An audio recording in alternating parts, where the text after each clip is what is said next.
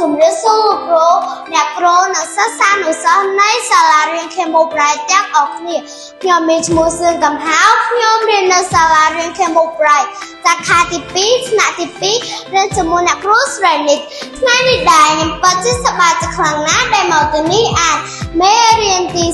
32កុំអាយខែពេលវេលាយូរចាំជួយស្ដាប់ខ្ញុំអានទាំងអស់គ្នា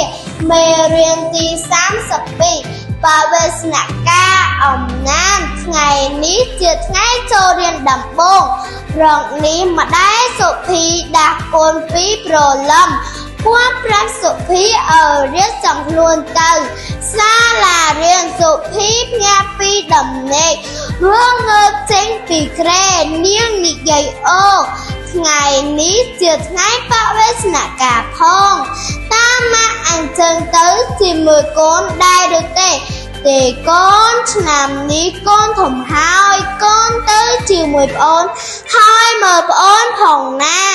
សុភីនិងប្អូនតើមុខតករួចស្លៀកពាក់រៀបចំការតាមទៅសំពះលាម្ដាយឪពុកទៅសាលារៀនពួកគេទៅសាលារៀនទាំងពីរនាក់ដោយតង់មុខរៀបរៀបជម្រាបលាលោកគ្រូអ្នកគ្រូដែលបានស្ដាប់ខ្ញុំពីដើមរហូតដល់ចប់អរគុណ